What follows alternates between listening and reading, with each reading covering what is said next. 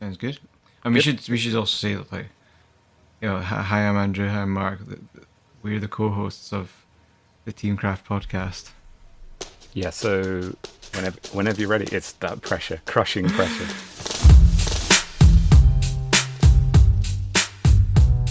Hi, I'm Andrew MacLaren. And I'm Mark Ridley, Welcome to the Teamcraft podcast, where we talk about the tradecraft and sometimes the witchcraft of what it means to work together in a team.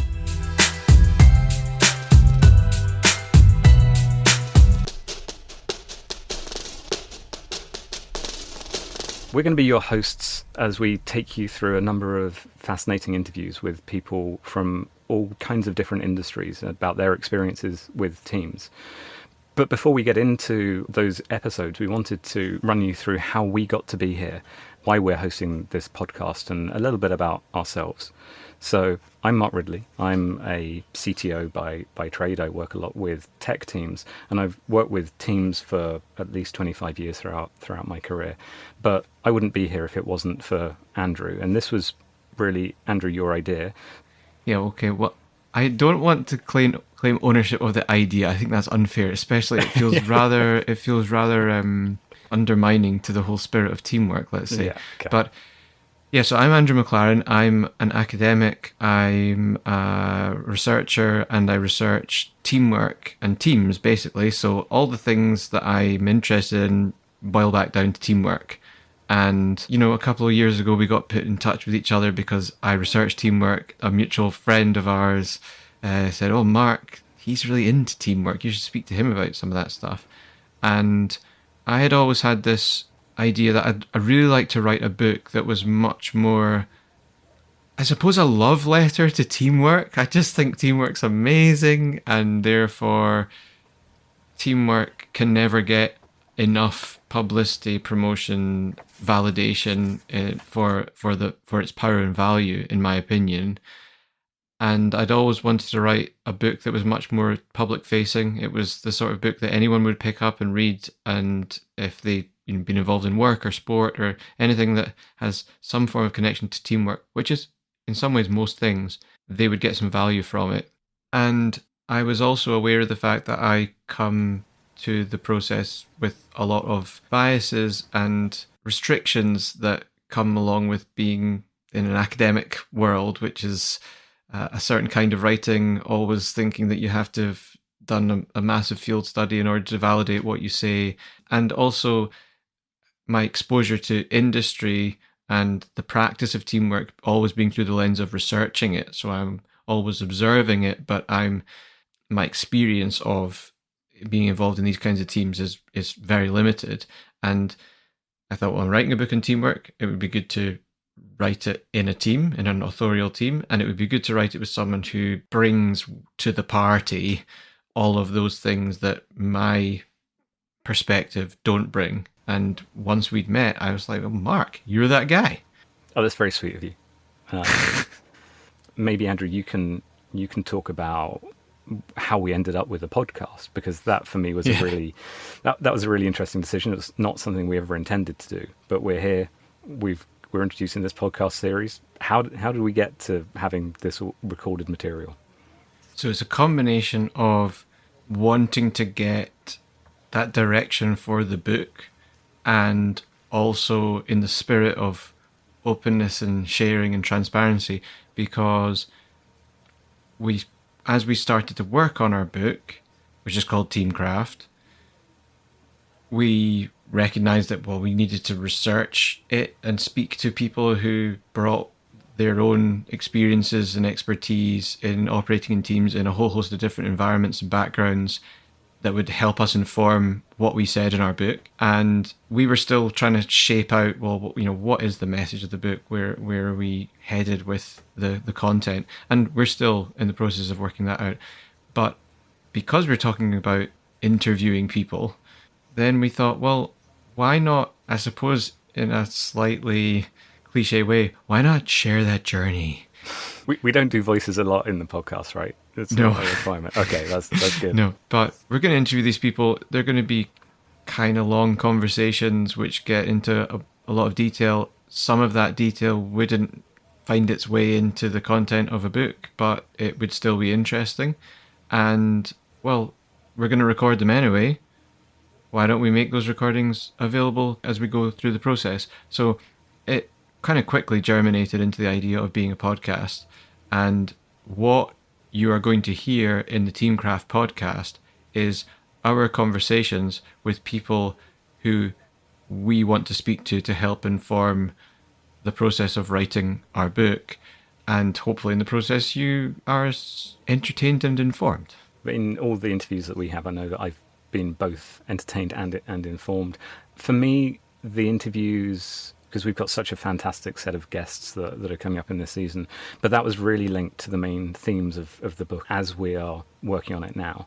And I think it's worth us spending a little bit of time introducing some of those things to look out for in what we're talking about. So it was, I think, very key for both of us. We wanted to make something that was really, really accessible to anybody that was in a team, not specific to a team in industry or a team in academia or a sports team, but if you're in a team, these are the basics that you need to look for. And the second thing was that it was really important that we got great stories from a really wide array of different people in different industries, because we were looking at commonality, and that was the thing that really excited me. We didn't want to only use a lesson from sports or only use a lesson from the military, but to try and dig into what are the common things that these people with a wide range of experiences are saying. So we've really gone out to seek out guests that come from really different backgrounds, some that we don't know very well. Certainly our audience won't be familiar with all of the different industries that people work in or organizations that people work in.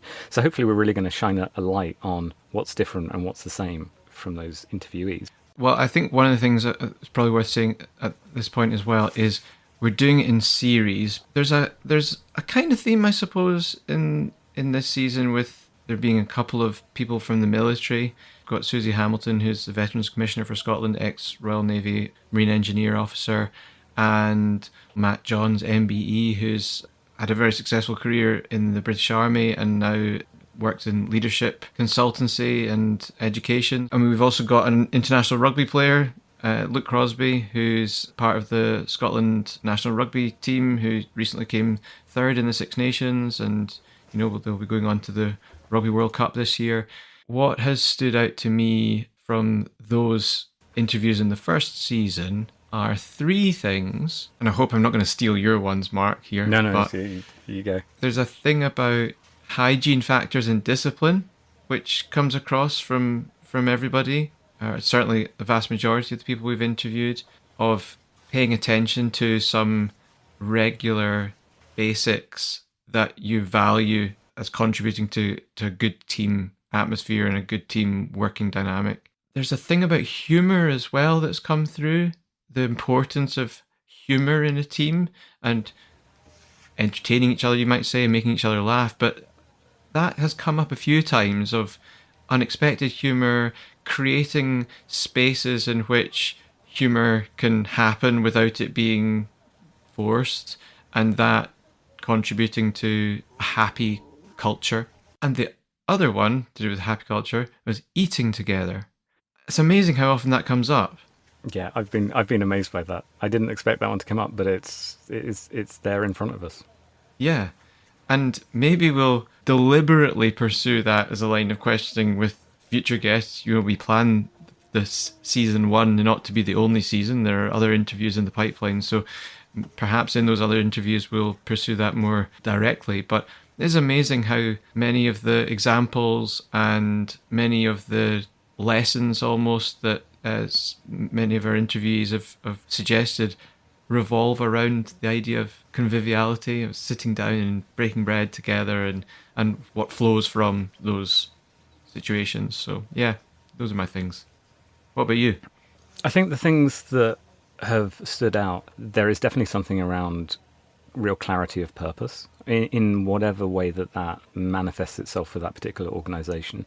So it could be goal setting, which is really important in industry, but it's much less important in team sports. So it's very, very obvious if you're in a team sport, you know what you're all there to do. But even so, that clarity of purpose, the singularity of purpose in the team is really important, and it really speaks to me about the mechanisms that need to be used to bring that clarity of purpose when it's not so obvious. So if you're in a business and you need to know what you're actually there for. Another thing is really about how the communication happens. So how communication is modified for the situation. That could be about the frequency of meetings, or it could be, I think, with Luke's interview, actually a question that you asked him was, what do you do in the 20 seconds that you have to communicate exactly where to go next? And then just to reflect on something that you said, and actually from Alina Kessel, fantastic guest that we had, talked about high professional standards, and we talk about that as hygiene, and I think they're broadly equivalent in our terms, but how do you select in and select out people that meet the standards of the organization, but also for new joiners, for more junior members of the team, how do you actually educate them, explicitly educate them in what high professional standards are? And we heard that from Susie, we heard it from Luke, we heard it from Alina. So there have really been these common things that run through the interviews that we've got coming up. These hygiene factors, when they're laid down, because they're basics, quote unquote basics, they sound obvious, but how often do teams in whatever industry you want to choose, how often do they make explicit the standards that are expected, and in a way that still protects the integrity of the team climate? Because that's the other side of it, right? It's not just, yes, we've got some standards and they're written down in a set of 10 rules that everyone must follow, but how are those standards inculcated, fostered, developed, as you say, educated in the team in a way that still protects and supports the team's integrity as a unit? Because it's very easy to lay down standards, but at the same time completely destroy anybody's sense of belonging to a team. And that's probably one of the tricks that we're trying to uncover, is how is that done successfully in successful teams. One of the things that is important to me is to really think about who this podcast and who the book is for. That's a really big conversation that we've had, making sure that we really understand who the audience is. The point for me is that we can make something which is really accessible, that is very clear, and that really gives its message through stories, which is obviously what we're hearing from the podcast. And so what we're really looking for from all of this is to try and find those key points that we can work with. Principally, we're going to be talking about teams from people in organizational environments. Now, those organizational environments include things like sport, and they include things like the military, but anybody whose actual work has any sort of teamwork dimension to it, I think would be interested to hear the sorts of things that our guests have to say. We're going to hear from some people who operate at quite an elite level, but what we're trying to get from them is not the magic secret sauce marginal gains trickery that they do as those elite performers. If we're talking to someone who's an international rugby player, he's playing rugby at an elite level. But we're really interested in what are the everyday, regular, small, habitual behaviors that constitute the process that leads them to effectively operate in a team. We can call it hygiene factors, we can call it basics, we can call it disciplines. I'm just really interested to get the flavors of those sorts of central large building blocks of teamwork that represent their work in their context. Hopefully we find some commonalities, but it's also going to be interesting to hear from the different approaches that you get to that, depending on what environment you're talking about, because you can draw similarities between the field of battle and a live rugby match, but it might be very different when you're talking about a tech team that's got a project that never ends. The whole point of technology is continuously evolving, so those contexts are somewhat in conflict with each other, but we're interested to draw out what makes teamwork in those different environments and what lessons might be available to us as a result. So you're going to hear a lot from our guests in the series of podcasts, and you're going to hear a little bit from Andrew and myself. We'll be chipping in the interviews themselves, and also there will be one or two episodes where you hear about our thoughts on teams and our experience working in teams. So Mark, thanks for joining me. Thanks for saying yes. Don't know what possessed you to say yes, but you're in it now, so we're going for it.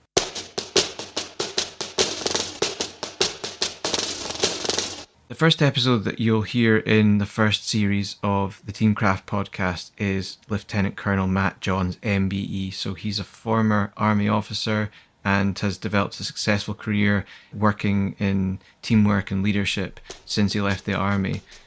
And from there, we hope that you enjoy the variety of conversations that we've been fortunate to have making season 1. We've got ideas about what's coming in season 2. We'll be grateful for your feedback, and we really hope you enjoy it.